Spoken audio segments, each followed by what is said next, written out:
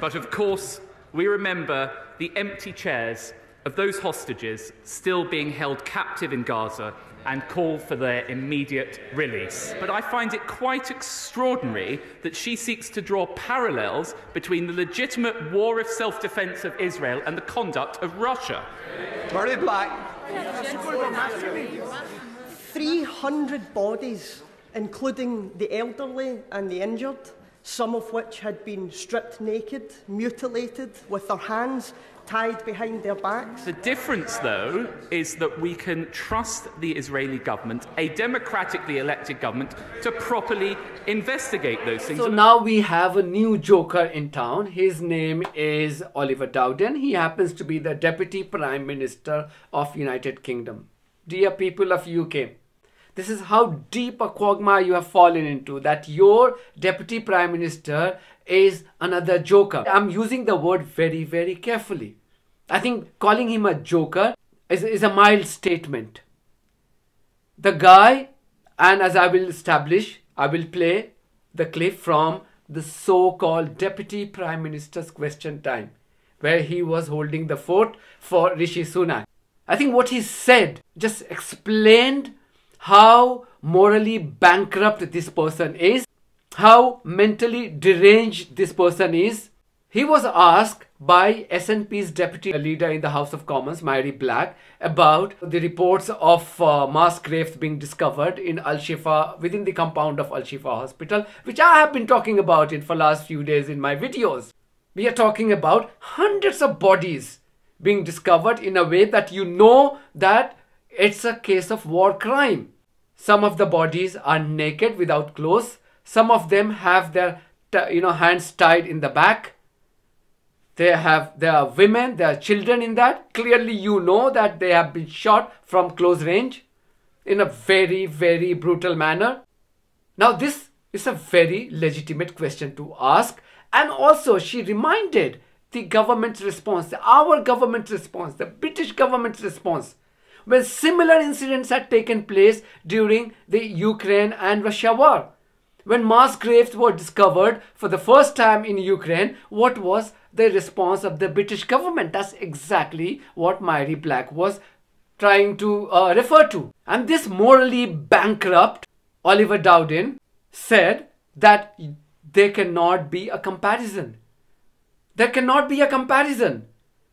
So 700 bodies being discovered in a mass grave by after being brutally killed by Israel's terrorist army are not same as the mass graves being discovered from Ukraine of the people who were allegedly killed by Russian army. May I join in wishing the Jewish community a happy Passover and also in sending my condolences to the families of family and loved ones of Frank Field. 2 years ago, when mass graves were discovered in Ukraine, this House united in condemnation and rightly treated these graves as evidence of war crimes which Russia must be made to answer for. Yesterday, Palestinian officials uncovered 2 mass graves outside the bombed hospitals in Gaza. These graves also constitute as a war crime, don't they? Deputy Prime Minister.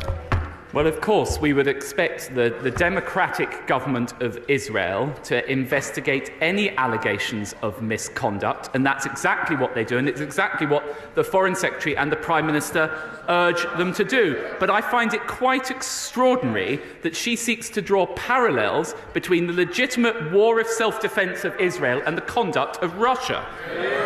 Very black. 300 bodies, including the elderly and the injured, some of which had been stripped naked, mutilated, with their hands tied behind their backs.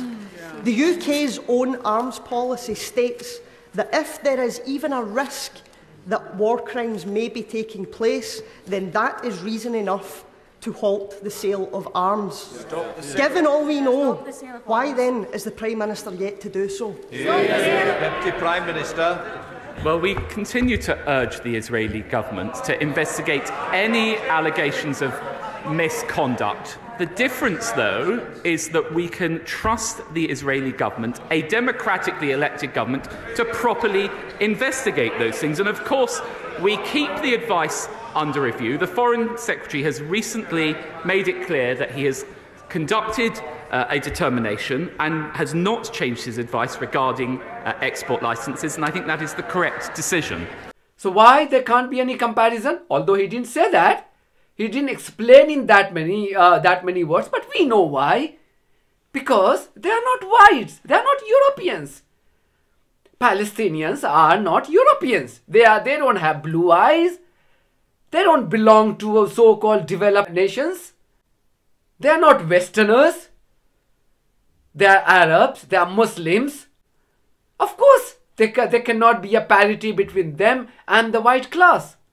Of course, their lives don't have the same value as those of people living in America and Europe and the UK.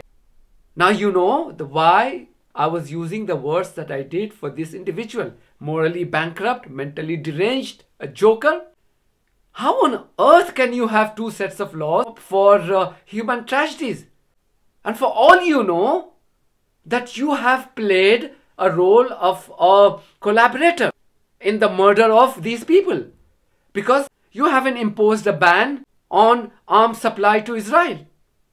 You have been acting against the legal advice that your government has received about Israel committing a war crime. God knows what are the compulsions.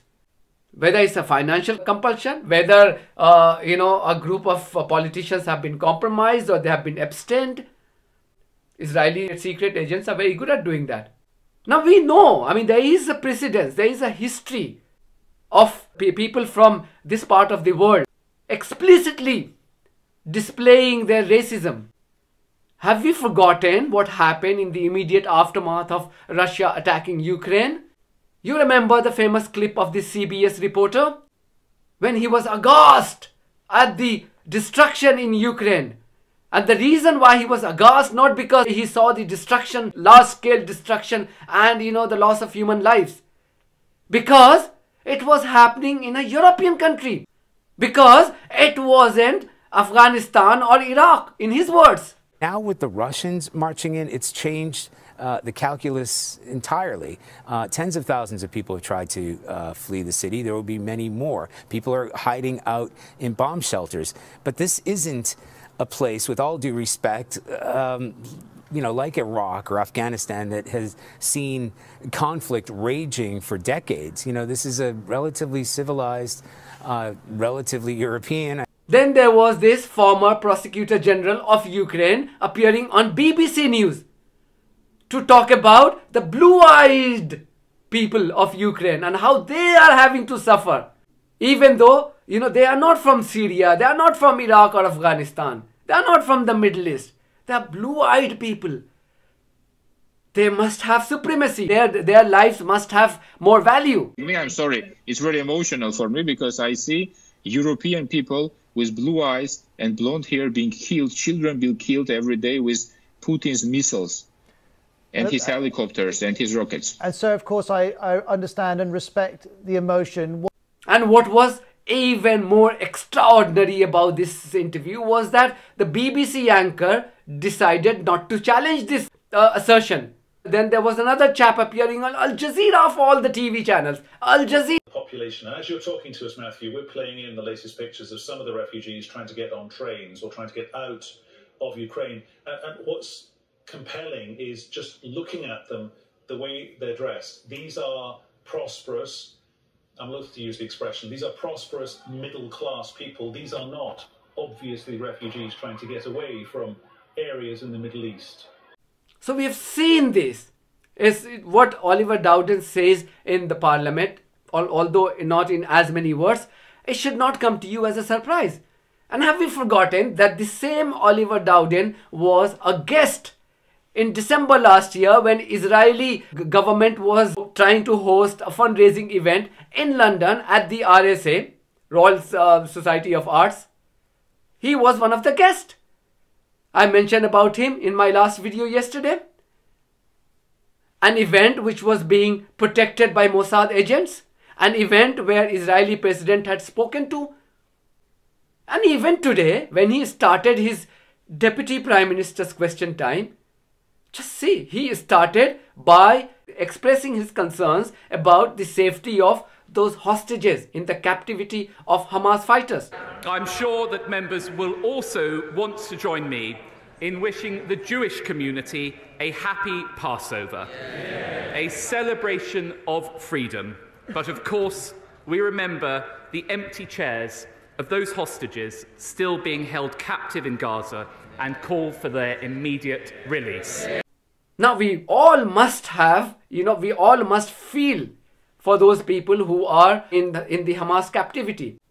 But then we don't have double standards. We don't say that their life should have special value compared to the lives of the Palestinians who are being just butchered. Human animals, according to Israeli ministers. There's absolutely no outrage. Yeah, we are expressing outrage in this country to the people who are protesting against this genocide. That's how sick as a society we have become. That we are not outraged by the discovery of a mass grave. We are not outraged by the brutal killings of over 100,000 people.